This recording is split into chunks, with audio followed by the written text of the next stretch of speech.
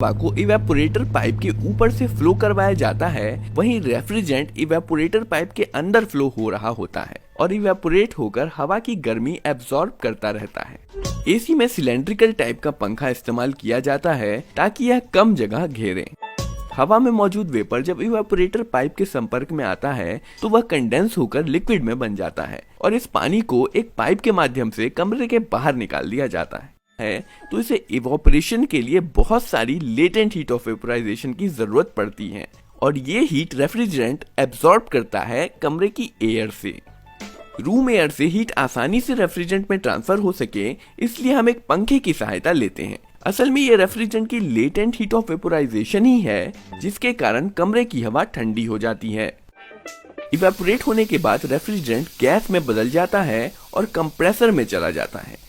AC में compressor दो काम करता है। पहला और कम महत्वपूर्ण काम है रेफ्रिजरेंट को पाइप में फ्लो करवाना।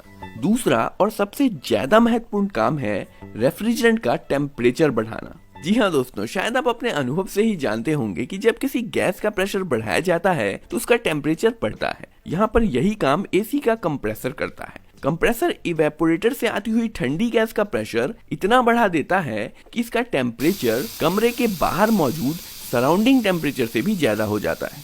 अब चूंकि इस हाई प्रेशर गैस का टेम्परेचर सराउंडिंग टेम्परेचर से ज्यादा है, इसलिए इसमें से हीट सराउंडिंग में फ्लो होने लगती है, या यूं कहें कि ये गैस ठंडी होने लगती है। और इस हीट फ्लो प्रोसेस को बढ़ाने के लिए एक पंखे का सहारा लिया जाता है। और जब इस गैस बन चुकी रेफ्रिजरेंट में से लेटेंट हीट ऑफ वेपोराइजेशन बाहर निकल जाती है तो यह वापस लिक्विड में बन जाता है।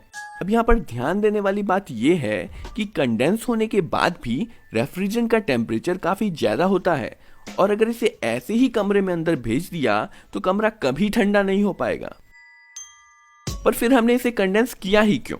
हमने इसे कंडेंस इसलिए किया है क्योंकि अब हम इसे कमरे के अंदर इवेपोरेट करके कमरे की गर्मी एब्जॉर्ब कर सकते हैं। पर इसे इवेपोरेट करने के लिए हम इसके प्रेशर को कम करने की जरूरत होती है और ये काम करता है expansion valve. Expansion valve pipe में एक बहुत ही पतला रास्ता होता है और इस पतले रास्ते से गुजरने पर रेफ्रिजरेंट का प्रेशर अचानक से बहुत कम हो जाता है और इस अचानक से हुए प्रेशर ड्रॉप की वजह से कुछ रेफ्रिजरेंट तो एक्सपेंशन वाल्व में ही इवेपोरेट हो जाता है और इस दौरान इवेपोरेशन के लिए इसे जो हीट चाहिए वो ये खुद रेफ्रिजरेंट से ही एब्सॉर्ब कर लेता है और इसलिए एक्सपेंशन वाल्व के एक तरफ से तो ज्यादा प्रेशर और ज्यादा टेम्परेचर वाला लिक्विड रेफ्रिजरेंट अंदर जाता है और दूसरी तरफ से कम प्रेशर पर ठंडा लिक्विड का और वेपर का मिक्सचर बाहर निकलता है।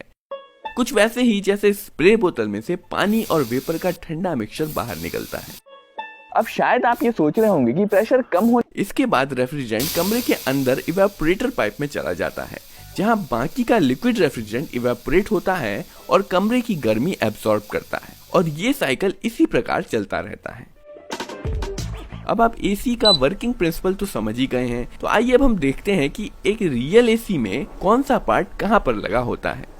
दोस्तों, अगर आपने कभी एसी देखा होगा तो आपको पता होगा कि एसी में दो हिस्से होते हैं। कंप्रेसर और कंडेंसर कमरे के बाहर वाले हिस्से में लगे होते हैं, वहीं इवेपोरेटर और एक्सपेंशन वाल्व कमरे के अंदर वाले हिस्से में लगे होते हैं। इवेपोरेटर में रेफ्रिजरेंट इवेपोरेट होने के बाद एक पाइप के द्वारा बाहर वाले हिस्से में रखे कंप्रेसर में चला जाता है। कंप्रेसर इसे कंप्रेस करके इसका प्रेशर और टेम्परेचर बढ़ाकर कंडेंसर में भेज देता है जहां पर हीट रेफ्रिजरेंट में से सराउंडिंग में चली जाती है और रेफ्रिजरेंट कंडेंस होकर लिक्विड में बदल जाता है। इसके बाद ये गर्म लिक्विड रेफ्रिजरेंट एक पाइप के माध्यम से कमरे के अंदर वाले हिस्से में चला जाता है जहां पर ये लिक्विड एक्सपेंशन वाल्व से पास होता है।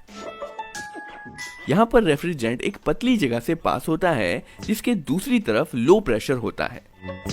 इवेपोरेटर के एग्जिट पे एक टेम्परेचर डिटेक्टर लगा होता है जिसके अंदर एक गैस भरी होती है। जैसे ही इवेपोरेटर का एग्जिट टेम्परेचर बढ़ता है, डिटेक्टर के अंदर मौजूद गैस का प्रेशर भी बढ़ जाता है और ये गैस इस स्प्रिंग पर दबाव बनाती है जिसके कारण वाल्व कुछ ज्यादा खुल जाती है और ज्यादा रेफ्रिजरेंट इवेपोरेटर में जाने लगता है और कमरे की कूलिंग भी बढ़ जाती है।